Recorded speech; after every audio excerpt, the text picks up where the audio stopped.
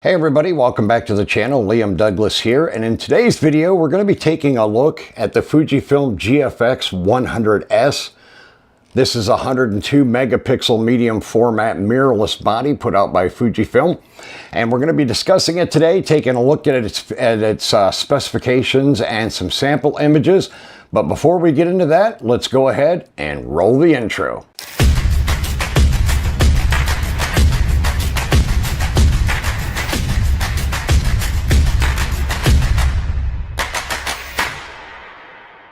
Now, before I continue the video, I just wanted to let you know, for full transparency and disclosure, this is not my GFX100S. It was actually lent to me by the good folks at Roberts Camera. They are not a sponsor of this video in any shape or form. They have no say in the content or what I'm going to say in this video, and they will not see it before you, the public, see it. But I do want to give them a shout out, especially to Meredith, who was kind enough to lend me this camera for a couple of weeks so I could try it out for myself. Now, I realize that the 100S is not the latest medium format mirrorless put out by Fujifilm, because its replacement, the 100S Mark II, was just recently released this year. But it's taken me a long time to get my hands on one of the GFX100 cameras, and the 100S is the one that I'm interested in buying myself to pair with my GFX50R. So I am hoping to pick one of these bodies up eventually on the used market. Now, if you are looking for used gear, you could check out Roberts Camera's sister site, which is usedphotopro.com, where you can find all kinds of fantastic, gently loved gear that has been fully serviced, cleaned, and ready for its new owner. Again, they're not a sponsor of the show. They were just nice enough to lend me the camera, so I'm giving them a free plug because they're wonderful people. I've done a lot of business with Roberts over the last 8 or 9 months, so definitely a fantastic site. Recommend you check them out. Now, the GFX100S is the smaller model that came after the original GFX100. Now, the GFX100 was a very large camera with a built-in vertical grip, and I'll put a picture of it up here on the screen for you. But this is a considerably smaller camera body, a smaller form factor. It does not have the vertical grip built in, and so it's more lightweight and compact, a little bit easy to carry around. And it also takes the smaller 235 batteries that, like my Fujifilm X-T5 takes, where the GFX100 took the much larger batteries like my GFX50R. I believe the vertical grip on the GFX100 held 2 of those batteries, but don't quote me on that. I'm not 100% certain, but I believe that was the case. Now, when compared to the GFX100, the 100S is about 500 grams lighter, and it's 30% smaller with no interchangeable EVF. So the EVF is built in, where on the GFX100 original and the first GFX50S, the electronic viewfinder was interchangeable. You could take it off the top and swap it out, or just take it off and not have a viewfinder at all, depending on your needs. Now, this one does have more of a DSLR body styling, as you can see here with the hand grip here where the battery goes in on this side of the camera. So it's a little bit more like a DSLR body in that form factor sense. Now, this one, like many professional grade full frame DSLRs, does also have a display on the top where you can view your settings and all of that good stuff should you need to.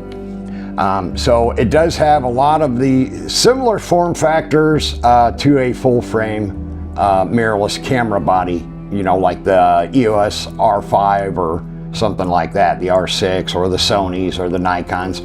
And it does have the PASM dial on the top, where you have your manual mode, auto mode, aperture and shutter priority modes, and then you have some custom modes where you can pre-configure a bunch of settings for your various needs. Now, this camera only weighs 900 grams, and it's built out of magnesium alloy, so it's very durable. Fujifilm claims it has enhanced dust and water resistance, and I believe them, because I don't see any reason why Fujifilm would lie about something like that. Usually the camera companies are pretty honest about that kind of stuff. And the camera is also operative at temperatures as low as -10 degrees Celsius. Now, since it is one of Fujifilm's beautiful medium format cameras, it uses the beautifully designed and excellent performing G series lenses. I don't have one right here on the table with me at the moment, but so it uses all of the same lenses as my GFX50R, the Fujifilm GF mount series of lenses. So I can use my 35-70 with this, which I have been. I can use my 45 f2.8 or my 23mm f4 landscape lens with this camera body. Absolutely no issues whatsoever. Now let's go ahead and look at some of the extended specs. So the sensor is an effective 102 megapixels. It's 11,648 pixels by 8,736 pixels. So the images are extremely large, especially the raw files. They're 200-300 megabytes a piece. Now, it is a 43.8 by a 32.9 millimeter medium format CMOS sensor. It does have built-in in-body image stabilization, 5-axis, and it has an ISO sensitivity range of 100 to 12,800 in standard mode, and you can extend it to ISO 50 to 102,400 Super Snowstorm that I know nobody's ever going to use as the extended range. Now, it can shoot video as well, and in video the ISO range goes from 200 to 12,800, and it can be extended to 200 to 25,600. Again, you're not going to use an ISO that high. So continuous shooting with the mechanical shutter, you can do up to 5 frames per second at 102 megapixels for up to 16 frames RAW, 42 frames in JPEG, or 2 frames per second at 102 megapixels for up to 45 frames RAW, or unlimited frames JPEG. So those are the high and low continuous shooting modes. With the electronic shutter, you can do up to 2.9 frames per second at 102 megapixels for up to 23 frames RAW and 64 frames JPEG. Now, for internal recording modes, it does do H.265 movie mode at 4.2.0 10-bit. So it's not 422, but it is 420, so it's not too bad. It does DCI 4K at 4096 by 2160, and it will do 24, 25, and 30 frames per second, and right at 100 to 400 megabits per second. Sharky James always says it's wrong. Bandwidth is measured in megabits. Storage is measured in megabytes, so don't make that mistake. Full HD, UHD 4K, it's 3840 by 2160, and again it can do 24, 25, or 30 frames per second, and write at 100 to 400 megabits per second using the dual UHS-2 SD cards, which are in this side compartment right here is where my 2 SD cards are. So if you have good fast V90 SD cards, you can write at 100 or 400 megabits per second. Now, DCI 2K, it does 2048 by 1080 for 24, 25, 29, 50, or 60 frames per second, and it can write that at 50 to 200 megabits per second. And it can do standard 1080p, which is 1920 by 1080p for 23, 25, 24, 50, 60 frames per second, and write at 50 to 200 megabits per second. It does also do H.264 movie mode at 420 8-bit with pretty much all the same resolution, so I'm not going to go over all of those again. Now, for external recording, you can get 10-bit 422 via the HDMI port, which is on this side. It is a micro HDMI, which is a bit of a bummer. It would have been nice if they would have made it a full-size HDMI. And for HDMI output, it can do DCI 4K at 496 by 2160 for 23, 24, 25, and 29 frames per second. Or if you want to round it up, 24, 25, and 30. 12-bit RAW via HDMI, it can do 4096 by 2160 at 24, 25, and 30 frames per second once more. And again, as I mentioned a moment ago, the media is dual SD cards. UHS-2 is supported, and I highly recommend you use UHS-2, preferably V90 cards, as they're going to give you your best performance. And get good quality cards. Don't buy SanDisk. They've really gone downhill since Western Digital bought them out. Stick with one of the better brands like Lexar or ProGrade Digital, which is what I do. Their cards are fantastic. Now for audio I/O, it has one 1/8 inch 3.5 millimeter TRS stereo headphone output, and it also has a 1/8 or 3.5 millimeter stereo microphone input on the side here. Behind this upper door is the mic and the headphone ports here on the side. So it does have those as well for shooting video, so you can plug in an external mic as well as listen to your audio levels with your headphones. Now it does have one USB-C port, which again is on the bottom here with the micro HDMI port, and the USB-C port can not only be used for data transfer but also for charging that NPW235 battery. Let's see, it is one USB-C port, USB 3.2, 3.1, Gen 1, data output, as well as power, like I said before, input.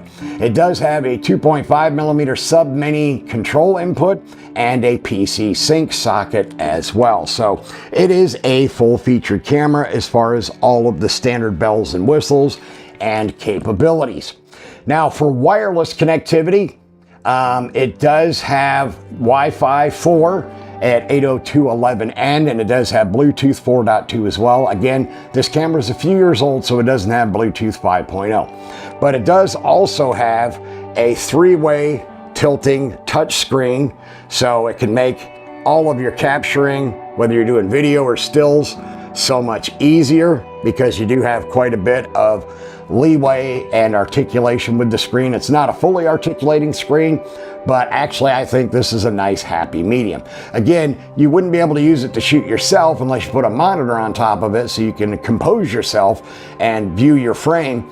But hey, to be honest, who's going to be shooting vlog style with a medium format camera body? That would be a little bit silly. As I mentioned before, it takes the NPW235 lithium-ion battery, which is 7.2 volts DC. It has 2200 milliamp hours, or approximately 460 shots. Now again, that's going to depend on how you use the camera. Now a lot of times when I'm out shooting and I'm walking around in between shots, I power my cameras back off just to get more shots from the battery. The lens mount, as I mentioned before, is the G mount or GF mount, whichever you want to call it. So it does take all of those lenses, and Fujifilm does have a nice array of lenses for their medium format bodies. So those are the main specs that I wanted to go over. I'm not going to bore you with too much stuff as far as specs go, because a lot of other people have, of course, already put out videos on this camera. I'm tardy to the party. What can I tell you? It took me a while to get my hands on one. I'm still trying to get the GFX100 Mark II or the 100S Mark II. I'm waiting on Fujifilm North America to hook me up with one of those bodies to try out. But let's go ahead and share some sample images with you now, and then we'll go ahead and wrap up this video.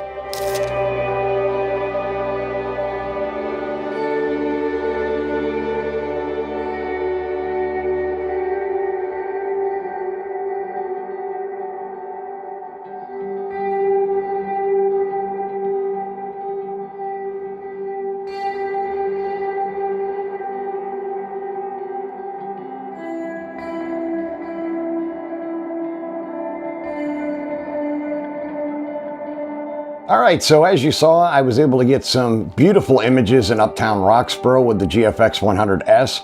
And I didn't have it turned on before, but I do now. So hopefully you can see the top display there on the screen. So you can see that, and you can have it show your settings, or it has a couple of different modes. Let me see here. Okay. But anyways, oh, I have the camera turned off. There we go. Okay, so now you can have it where it shows your dials, virtual dials on top. Just a couple of different modes that it gives you, and then you can have it totally turned off or blanked out. But this is my GF35-70 lens that I've been primarily using with the GFX100S, just so I had a little more flexibility. I could do some zooming and stuff like that. So that's what I used to capture the sample images that you saw in today's video. And as you saw, I was able to get some really great images, especially the close-ups of the flowers. I felt turned out really nice. You get a lot of detail. And the other nice thing is with a 102 megapixel sensor, if you needed to, you could really do a lot of cropping and still have plenty of resolution to get fantastic images, even cropped in tightly, because you're coming down, you're cropping in from 102 megapixels. So you've still got tons and tons of wiggle room for your shots. All right, that's going to wrap up this video. I want to thank you for taking the time to watch it. Please remember to subscribe to the channel down below, turn on all notifications, and I will see you in the next video.